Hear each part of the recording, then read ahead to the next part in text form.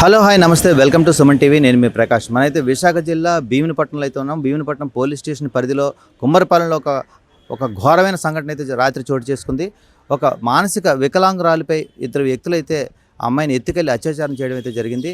కుమ్మరిపాలెంలో ఇక్కడ ఒక అమ్మవారి జాతర అయితే జరుగుతుంది. అమ్మవారి జాతరకి బంధువుల ఇంటికి వచ్చిన అమ్మాయిపై ఇలాంటి సంఘటన చోటు చేసుకోవడం జరిగింది. అయితే ఎవరైతే ఈ అత్యాచారానికి పాల్పడ్డారో వారిలో ఒకరినైతే గ్రామస్తులు వెంటనే పట్టుకొని వాళ్ళకి దేహశుద్ధి చేశారు. చేసి పోలీసులకైతే అప్పగించడం జరిగింది. మరొక వ్యక్తి వెంటనే ఇమీడియట్గా విషయం తెలుసుకొని పరారైపోతే వాడిని మాత్రం పోలీసులు వెంటనే అదుపులోకి తీసుకొని భీమిలి పోలీస్ స్టేషన్ తీసుకొచ్చినట్టు తెలుస్తుంది. మొత్తం మీద ఇద్దరు వ్యక్తులను కూడా భీమిలి పోలీసులు అయితే అదుపులోకి తీసుకోవడం జరిగింది.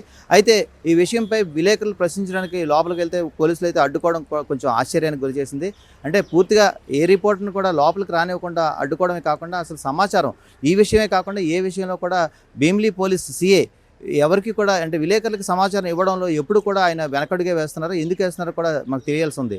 అయితే ప్రస్తుతం అయితే ఈ కేసు అయితే విచారణ నిమిత్తం ఇద్దరిని లోపల ఉంచారు. అలాగే బాధితురాలను కూడా పోలీసులు అదుపులో తీసుకున్నట్టుగా తెలుస్తుంది. ప్రస్తుతం అయితే ఆ అమ్మాయిని మెడికల్ చెకప్ కోసం పంపించే ఏర్పాట్లు అయితే చేస్తున్నట్టుగా మనకు తెలుస్తుంది. నిన్న నైట్ ఏంటంటే ఇలాగ పండగ జరుగుతుంది. అమ్మాయి అనేది మిస్సింగ్ అయ్యింది. మిస్సింగ్ అయ్యి చాలా ఘోరంగా ఏంటంటే ఇద్దరు అబ్బాయిలు అని తెలిసింది. పట్టుకోవడం కూడా జరిగింది. ఈ ఏంటంటే దగ్గర 2 గంటలు కనిపించలేదు అమ్మాయి. 2 గంటలు కనిపించలేదు. మొత్తం అంతా ఏరియా మొత్తం ఎక్కడ కనిపించలేదు. లాస్ట్కి పండుగ అంతా అయిపోయిన టైంలోనూ వాళ్ళు ఇక్కడ పలానా దగ్గరికి వెళ్ళారు అమ్మాయిని తీసుకుని అనేసి కొంతమంది చెప్పడం వల్ల తెలిసింది. అది కూడా వెళ్ళాం. వాళ్ళని పట్టుకొని వాళ్ళ స్టేషన్ కూడా అప్పచెప్పడం జరిగింది. ఎక్కడ దొరికారు బాబు? ఇక్కడ మన మా వీధిలోనే దొరికారు. ఆ బిల్డింగ్ కన్స్ట్రక్షన్ జరిగిన బిల్డింగ్లోన ఇద్దరు వ్యక్తులు ఇలాగా మానబంధం చేయడం జరిగింది. ఒక అమ్మాయిని వికలాంగ అమ్మాయి ఇప్పుడు మైండ్ సెట్ ఉండదు.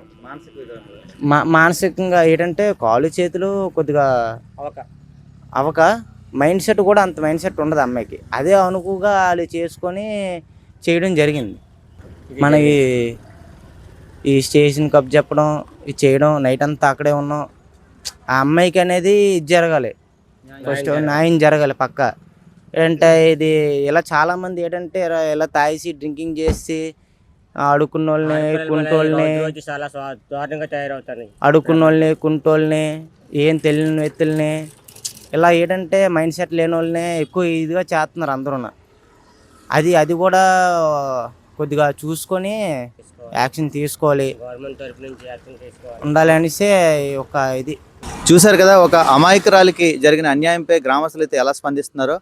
ఆ అత్యాచారం చేసిన ఇద్దరిలో ఒకరినైతే వీళ్ళంతా పట్టుకొని గ్రామస్తులే దేశం చేసి పోలీసులకైతే అప్పచెప్పడం జరిగింది. మరొకడైతే పరారీలో ఉంటే వాడిని కూడా పోలీసులు అయితే అదుపులోకి తీసుకున్నారు.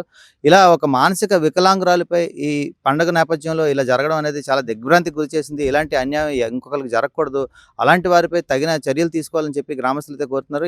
ఎవరైతే యువత ఈ మధ్యకాలంలో ఈ డ్రగ్స్ లేదా గంజాయి లాంటి వాటికి బానిసలై ఇలాంటి వ్యవహారాలకి పాల్పడుతున్నారని చెప్పి వీళ్ళైతే చెప్తున్నారు. ప్రజెంట్ అయితే పోలీసులు అయితే వాళ్ళ మీద పూర్తిగా దర్యాప్తు చేసి సరైన యాక్షన్ తీసుకుని అమ్మాయికి న్యాయం చేయాలని వీళ్ళంతా కోరుతున్నారు.